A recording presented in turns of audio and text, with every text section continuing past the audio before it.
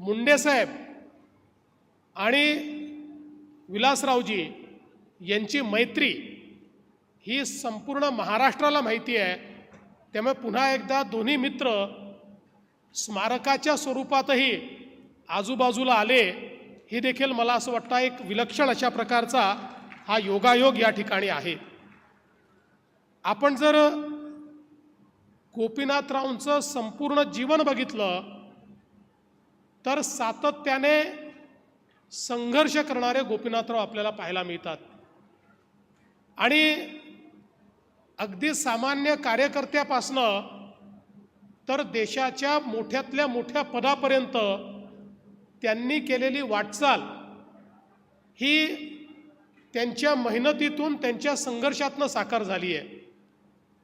खरं तर आपण विचार करा, अवघ्या 35-37व्या वर्षी गोपीनाथराव भारतीय जनता पक्षाचे अध्यक्ष झाले। महाराष्ट्रामध्ये त्यावेळच्या भारतीय जनता पक्षाच्या नेतृत्वाने हा निर्णय केला की आपल्याला तरुण रक्त हवं आहे, आपल्याला नवीन रक्त हवं आहे, आपल्याला हा पक्ष जर मोठा करायचा असेल तर संघर्ष करणारी तरुणाई ही एकत्रित केली पाहिजे। आणि मग अशा प्रकारचे अनेक तरुण हे भारतीय जनता पक्षाने त्यावेळी एकत्रित केले आणि त्यांचं नेतृत्व करण्याची संधी ही गोपीनाथरावजींना दिली। खरं म्हणजे त्यावेळेस पक्षामध्ये त्यांच्यापेक्षा अनेक ज्येष्ठ लोक होते, पण पक्षाला माहिती होतं की सामान्य माणसामध्ये जर आपल्याला पक्ष पोचवायचा असेल तर असा संघर्ष करणारा तरुण हा आपल्याला पक्षाचा नेता म्हणून दिला पाहिजे। आणि गोपीनाथरावांनी त्या ठिकाणी जेव्हापासनं पक्षाची धुरा सांभाळली त्यानंतर कधी मागे वळून बघितलं नाही। इतकं मोठं संघटन हे गोपीनाथरावजींनी तयार केलं। आज आपण पाहतोय भारतीय जनता पार्टी महाराष्ट्रातला सर्वात मोठा पक्ष आहे, देशातला तर आहेच, पण महाराष्ट्रातला सर्वात मोठा पक्ष म्हणून भारतीय जनता पार्टी ज्यावेळेस आपल्याला पाहायला मिळतो, याची नीव ठेवणारे, याचे पायवा ठेवणारे जे काही बोटावर मोजण्या इतके लोक आहेत, त्यातलं ठळक नाव, प्रमुख नाव जर कुठलं असेल तर ते गोपीनाथरावजी मुंडे यांचं आहे। हे देखील आपल्या सर्वांना कबूल करावं लागेल। आणि मग त्यांनी वेगवेगळ्या यात्रांच्या माध्यमातून एक मोठा संघर्ष उभा केला। आणि आपल्याला माहिती आहे 90च्या दशकामध्ये ज्यावेळेस गोपीनाथरावांना विरोधी पक्षनेता पद मिळालं, महाराष्ट्राच्या राजकारणामध्ये विरोधी पक्षनेते कसे असावे याचं जेव्हा आपण उदाहरण देतो तेव्हा पहिलं नाव आपल्या डोळ्यासमोर हे गोपीनाथराव मुंडेंचं येतं। आपल्याला माहिती आहे की आपण इतिहासात ऐकतो की मुघलांना संताजी धनाजी हे पाण्यामध्ये देखील दिसायचे। तशी अवस्था 90च्या दशकामध्ये झाली होती। त्यावेळेस मुघल नव्हते, मी विरोधकांना मुघल म्हणत नाही, नाहीतर कोणीतरी म्हणेल विरोधकांना मुघलच म्हटलं, पण तेव्हाच्या सत्ताधाऱ्यांना रात्री झोपेतही गोपीनाथरावजीच दिसायचे। आणि उद्या गोपीनाथरावजी काय गौप्यस्फोट करतील याची धडकी ही त्या ठिकाणी सत्तारूढ पक्षाला असायची। एक एक राजकारणाच्या गुन्हेगारीकरणाच्या विरुद्ध एक एक विषय जो गोपीनाथरावजींनी मांडला। आणि विषय मांडत असताना अलीकडच्या काळामध्ये लोक हवेत बार सोडतात, पुरावे काहीच नसतात, बोलून निघून जातात, दुसऱ्या दिवशी वेगळं बोलतात, अनेक वेळा मीडियाही त्यांना विचारत नाही। पण गोपीनाथराव मुंडे अशा व्यक्तीचं नाव होतं ज्याने विधानसभेमध्ये उभं राहून आरोप केला तर कधीच आरोप परत घेण्याची वेळ त्यांच्यावर आली नाही, समोरच्याचा राजीनामा घेऊनच ते खाली बसले। अशा प्रकारचं गोपीनाथरावांचं काम होतं। आणि म्हणून राजकारणाच्या गुन्हेगारीकरणावर एक एक ज्यावेळेस त्यांनी त्या ठिकाणी काम करणं सुरू केलं आणि मग ज्या काळामध्ये या महाराष्ट्रामध्ये दाऊदचा बोलबाला होता त्यावेळी थेट सभागृहामध्ये उभं राहून दाऊदला देखील आव्हान देण्याचं काम हे गोपीनाथराव करायचे। आणि त्या काळच्या सत्ताधाऱ्यांना तुम्ही कसे दाऊद खाली दबलेले आहात हे सांगण्याचं धारिष्ट देखील गोपीनाथराव मुंडेंमध्ये होतं। आपल्याला माहिती आहे ज्या प्रकारे त्यांनी एक एक त्या काळामध्ये घोटाळे बाहेर काढले, एक एक त्या ठिकाणी स्कॅम बाहेर काढले, त्यातून खऱ्या अर्थानं महाराष्ट्रामध्ये एक वातावरण उभं झालं आणि 1995ला त्याच वातावरणामध्ये गोपीनाथरावजी संघर्ष यात्रा घेऊन निघाले आणि त्या संघर्ष यात्रेने खऱ्या अर्थानं उभा महाराष्ट्र ढवळून काढला। आपल्याला माहिती आहे संघर्ष यात्रा ज्या गावात जायची त्या ठिकाणी गावच्या गावं रिकामी व्हायची। अनेक ठिकाणी जेव्हा संघर्ष यात्रा एखाद्या गावात जाऊ शकायची नाही त्यावेळेस अख्खं गाव रिकामं येऊन त्या ठिकाणी मोठ्या रस्त्यावर यायचं, महामार्गावर यायचं, कारण त्यांना गोपीनाथरावजींची एक झलक पाहायची असायची। अशा प्रकारची संघर्ष यात्रा काढून या महाराष्ट्रामध्ये एकीकडे गोपीनाथराव आणि दुसरीकडे हिंदुहृदय सम्राट शिवसेना प्रमुख बाळासाहेब ठाकरे यांनी अशा प्रकारचं रान पेटवलं की महाराष्ट्रामध्ये परिवर्तन घडलं आणि महाराष्ट्रात पहिल्यांदा महायुतीचं सरकार आलं। या सरकारमध्ये देखील अनेक खाती त्या ठिकाणी मुंडे साहेबांनी पाहिली, ऊर्जा खातं असेल, पाटबंधारे खातं असेल, पण सगळ्यात महत्त्वाचं खातं जे मुंडे साहेबांनी सांभाळलं ते म्हणजे गृह खातं। कारण तो काळ राजकारणातल्या गुन्हेगारीकरणाचा होता।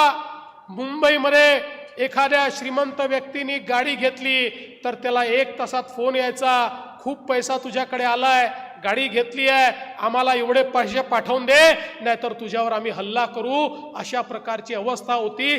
काळी दिवाळी लोक साजरी करायचे अशी अवस्था होती। अशा वेळी मुंडे साहेबांनी सांगितलं या ठिकाणी मी हा गुंडाराज चालू देणार नाही, अंडरवर्ल्डचं राज्य चालू देणार नाही। आणि त्या काळामध्ये मकोका सारखा कायदा हा मुंडे साहेबांनी तयार केला आणि एन्काउंटर सुरू झाले, गोळीचं उत्तर गोळीने देणं चालू झालं आणि अशा प्रकारची दहशत तयार झाली की अंडरवर्ल्डमध्ये कोणाची हिम्मत कोणाला फोन करायची राहिली नाही। अंडरवर्ल्डच्या विळख्यातनं या महाराष्ट्राला बाहेर करणारे गृहमंत्री जर कोणी होते तर ते आपले गोपीनाथराव मुंडे होते, याचा मला अतिशय अभिमान आहे।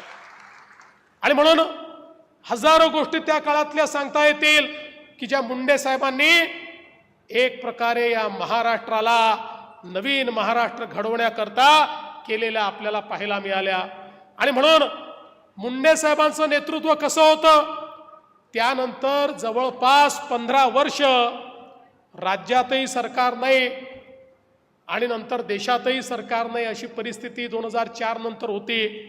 1999ला आपलं सरकार अगदी थोड्या मतांनी गेलं, पण मुंडे साहेबांनी संघर्ष सोडला नाही। आणि एखादा व्यक्ती कसा असो बघा, मी अगदी जवळून बघितलेलं आहे। खरं तर अनेक वेळा पदं गेली की लोक फारसं विचारत नाही, पद असली की समोर समोर करणारी लोक पद गेल्यानंतर दिसतही नाही। पण 15 वर्ष पदावर नसतानाही मुख्यमंत्र्यापेक्षा जास्त रुबाब असलेला नेता जर कोणी असेल तर ते आमचे गोपीनाथराव मुंडे होते। पदाची आवश्यकताच नव्हती। गोपीनाथराव ज्यावेळी रस्त्याने निघायचे त्यावेळी मुख्यमंत्री उपमुख्यमंत्र्यापेक्षा देखील जास्त लोकांचं समर्थन, साथ आणि आशीर्वाद हा मुंडे साहेबांना मिळायचा। आणि या सगळ्या संघर्षामध्ये मला या गोष्टीचा अतिशय मनापासून आनंद आहे की मला खूप जवळून त्यांच्यासोबत काम करायला मिळालं। विधानसभेमध्ये विशेषतः मला एक फायदा होता, मी वयाने लहान होतो, त्यामुळे मुंडे साहेब सगळी कामं मला सांगायची, कुठली गोष्ट करायची असेल तरी मला जबाबदारी द्यायची। त्यामुळे इतक्या गोष्टी त्यांच्याकडनं शिकायला मिळाल्या। एखाद्या प्रसंगामध्ये काय केलं पाहिजे, कसं उत्तर दिलं पाहिजे, कशी कुरघोडी केली पाहिजे, याची जी हातोटी त्या ठिकाणी गोपीनाथरावजींकडे होती असे फार कमी लोक आपल्याला पाहायला मिळतात। अलीकडच्या काळामध्ये आपल्याला अशा प्रकारच्या डिबेट्स पाहायला मिळत नाहीत, पण गोपीनाथरावजी ज्यावेळेस एकेका विषयावर सरकारचे साल्ट काढायचे त्यावेळी त्यांची बोलण्याची जी शैली होती त्यातला खुमासदारपणा होता। समोरच्यावर वज्राघात करत असताना देखील त्याला सहनही होत नाही आणि सांगताही येत नाही, अशी परिस्थिती ते करायचे। त्याच्याशी संबंध त्यांनी कधी खराब केले नाहीत, संबंध चांगले असायचे. पण मी तुम्हाला सांगतो, गोपीनाथरावजींनी सगळ्यात मोठी शिकवण काय दिली, जी माझ्या जीवनामध्ये मी अनेक वर्ष पाळतो आणि पाळली आहे. आणि मला असं वाटतं की जे काही थोडं बहुत यश मला मिळालं ते त्या शिकवणीमुळे मिळालं. मला गोपीनाथरावजी एक दिवस म्हणाले, देवेंद्र एक लक्षात ठेव, सत्ता जी असते ती अशी असते की ती अनेक आमिष आपल्याला दाखवते. सत्ता ही अनेक वेळा आपल्याला वश करते, पण लक्षात ठेव, सत्तेशी संघर्ष करायला शिक. ज्या दिवशी विरोधी पक्षात असताना सत्तेशी समझोता करशील त्या दिवशी कदाचित संपत्ती मोठी होईल, पण नेतृत्व कधी मोठं होऊ शकणार नाही. आणि म्हणून सत्तेशी समझोता करू नकोस. आणि मी जीवनभर ते पाहिलं. जोपर्यंत विरोधी पक्षात होतो तोपर्यंत पाहिलं. मध्ये 2.5 वर्ष पुन्हा एकदा विरोधी पक्षात जायची वेळ आली. एकही दिवस सत्ता पक्षाच्या नेत्यांना झोपू दिलं नाही, कारण माझ्यासोबत गोपीनाथराव मुंडेंची शिकवण होती. सत्तेशी संघर्ष करायचा, सत्तेशी समझोता करायचा नाही. तो समझोता कधी केला नाही. आज मला खरं म्हणजे अनेक प्रसंग आठवतात. सभागृहामध्ये कितीही अडचणीची परिस्थिती असली, कितीही संघर्षाची वेळ असली, कितीही सभागृहामध्ये गदारोळ असला आणि मुंडे साहेब उभे राहिले, अख्खं सभागृह शांत बसायचं आणि मुंडे साहेबांचं भाषण ऐकायचं. सभागृहाच्या पेच प्रसंगामध्ये अनेक वेळा ज्यावेळी सभागृहाचे अध्यक्षांना आता सभागृह कसं सांभाळावं असा प्रश्न निर्माण व्हायचा, ते हळूच मुंडे साहेबांकडे पाहायचे. मग मुंडे साहेब तर विरोधी पक्षात होते, पण एक जबाबदार नेते होते. जबाबदार नेता हा सत्ता पक्षात असो की विरोधी पक्षात असो, तो कधीही आपल्या विधानसभेची पत खाली जाऊ देत नाही. आणि मग त्यांनी बघितल्याबरोबर मुंडे साहेबांच्या लक्षात यायचं की आता हे सभागृह सांभाळण्याची जबाबदारी आपली आहे. आणि मग मुंडे साहेब उभे राहायचे आणि त्या ठिकाणी ते सभागृह सांभाळायचे आणि सभागृहातलं वातावरण हे पूर्णपणे त्या ठिकाणी परिवर्तित व्हायचं. अनेक वेळा आम्ही बघायचो, मुंडे साहेबांची एक स्टाईल होती, पण एखाद्या व्यक्तीचं जे चरित्र असतं ते किती स्ट्रॉंग असतं, एखाद्या व्यक्तीबद्दल कन्व्हिक्शन किती स्ट्रॉंग असतं. अनेक वेळा बोलत असताना मुंडे साहेबांना कागद सापडायचे नाही. मुंडे साहेबांना कागद पाहून बोलायची सवय नव्हती. कागद त्यांचा पीए खूप द्यायचा आणि ते नेमके कागद हरवायचे आणि मग पुराव्यादाखल आलेला कागद त्यांना कधी सापडायचा नाही. मग जो कोरा कागद मिळेल तो कोरा कागद दाखवायचे, हा माझ्याकडे पुरावा आहे. पण कोणाची हिंमत नव्हती मुंडे साहेबांना विचारायची की दाखवा मुंडे साहेब तुमच्याकडे काय पुरावा आहे. लोकांना माहिती होतं मुंडे साहेबांनी कागद दाखवला म्हणजे नक्की त्यांच्याकडे पुरावा असेल. त्यांचा कोरा कागद देखील पुरावा म्हणून अख्खं सभागृह स्वीकारायचं. ही मुंडे साहेबांची काम करण्याची पद्धती होती. आणि म्हणून महाराष्ट्राच्या कानाकोपऱ्यामध्ये मुंडे साहेबांनी पक्ष वाढवला. आणि हे सगळं करत असताना एक गोष्ट अजून त्यांच्याकडनं शिकायला मिळाली, ती म्हणजे सामाजिक न्यायाचं कन्व्हिक्शन. मुंडे साहेबांनी सामाजिक न्यायाची कास कधी सोडली नाही. त्याकरता त्यांना राजकारणामध्ये काही अडचणी देखील सहन कराव्या लागल्या, पण मुंडे साहेब हे नेहमीच आपल्या विचारांवर अडिग राहिले. ज्यावेळी मराठवाड्यामध्ये मराठवाडा विद्यापीठाचं नामविस्तार डॉक्टर बाबासाहेब आंबेडकरांच्या नावाने करायचा, याच्यावर 2 गट झाले होते, मोठी आंदोलनं चालली होती. त्यावेळी मुंडे साहेबांनी कन्व्हिक्शनने हे सांगितलं की नाही, या ठिकाणी मराठवाडा विद्यापीठाचा नामविस्तार झाला पाहिजे आणि त्याला भारतरत्न डॉक्टर बाबासाहेब आंबेडकरांचं नाव लागलं पाहिजे. आणि त्याकरता संघर्ष केला, त्याकरता जेलमध्ये गेले, त्याकरता मोठ्या प्रमाणात आंदोलनं मुंडे साहेबांनी केली. त्याचा काही परिणाम देखील, राजकीय परिणाम त्यांना भोगावा लागला, पण त्यांनी कधी त्याची चिंता केली नाही. दलित, आदिवासी, ओबीसी, भटके, विमुक्त यांच्याकरता गोपीनाथराव मुंडे हे हक्काचं घर होतं.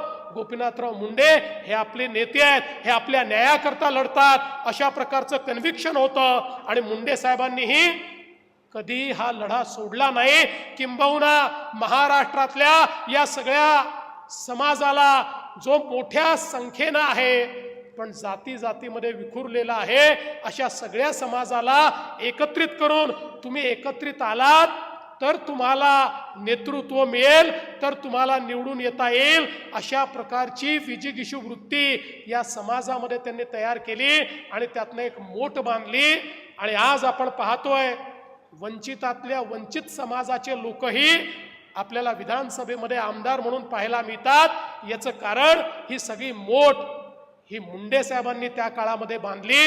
आणि या महाराष्ट्रातल्या सामान्य माणसाला तुलाही स्वप्न पाहायचा अधिकार आहे हे मुंडे साहेबांनी त्या ठिकाणी सांगितलं. आणि म्हणूनच हे जे सामाजिक न्यायाचं त्यांचं कन्व्हिक्शन होतं हे अत्यंत महत्वाचं होतं. पण यातनं दुसरं शिकण्यासारखं काय आहे? मुंडे साहेबांनी ओबीसीची मोड बांधली. ओबीसीचे नेते म्हणून मुंडे साहेबांकडे पाहिलं गेलं, पण ओबीसीचे नेते म्हणून त्यांच्याकडे पाहत असताना ते इतर कुठल्या समाजाच्या विरोधात आहे असं कोणीच कधी त्यांच्याबद्दल म्हणू शकलं नाही. इतर समाजांनाही मुंडे साहेबांबद्दल तेवढंच प्रेम होतं. आजच्या राजकारण्यांना हे शिकावं लागेल आणि आजच्या माध्यमांनाही हे समजावं लागेल. एखाद्या समाजाचं त्या ठिकाणी कल्याण झालं पाहिजे याकरता दुसऱ्या समाजाचा दुस्वास करण्याची आवश्यकता नाही आहे. आपण सगळे एकत्रितपणे या महाराष्ट्राचं कल्याण करण्याकरता चाललो. त्यामुळे ज्या ज्या समाजामध्ये जो जो वंचित आहे त्या प्रत्येकाचं कल्याण करण्याची जबाबदारी ही आपल्या राज्यकर्त्यांकरता आहे, ही सगळ्या नेत्यांकरता आहे. अशा प्रकारची भावना जी गोपीनाथरावजींनी जीवनभर जोपासली, ती भावना जोपासण्याची आजच्या राज्यकर्त्यांना आवश्यकता आहे. ती समजून घेण्याची आवश्यकता आजच्या राजकीय परिस्थितीमध्ये आहे. आणि म्हणूनच मला असं वाटतं की खरं तर त्यांच्या जीवनामध्ये मला इतक्या गोष्टी जवळून पाहायला मिळाल्या की त्या प्रत्येक गोष्टीचा उल्लेख जर मी करू लागलो तर कदाचित तास 2 तास देखील कमी पडतील. ते ज्यावेळेस लोकसभेमध्ये गेले, आपल्याला माहिती आहे लोकसभेमध्ये गेल्यानंतर ते उपनेते झाले. अनेक वेळा महाराष्ट्रातनं गेलेले नेते हे लोकसभेमध्ये हरवून जातात. वर्षानुवर्ष 40 वर्ष महाराष्ट्रात राजकारण केलेले गोपीनाथरावजी लोकसभेमध्ये गेल्यानंतर पहिल्याच अधिवेशनात त्यांनी आपली चुणूक दाखवली आणि त्यानंतर लोकसभेला देखील त्यांनी आपलंसं करण्याचं काम केलं. खरं म्हणजे आपलं सगळ्यांचं दुर्दैव आहे की गोपीनाथरावजींना केंद्रीय मंत्री म्हणून काही दिवसाचाच काळ मिळाला.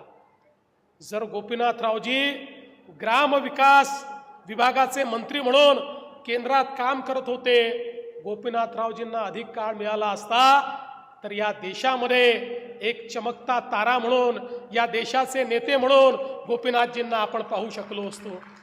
मगाशी रमेश अप्पा तुम्ही सांगितलं हे खरं आहे की गोपीनाथजींनी त्या सभेमध्ये हे सांगितलं की देशात नरेंद्र आणि महाराष्ट्रात देवेंद्र.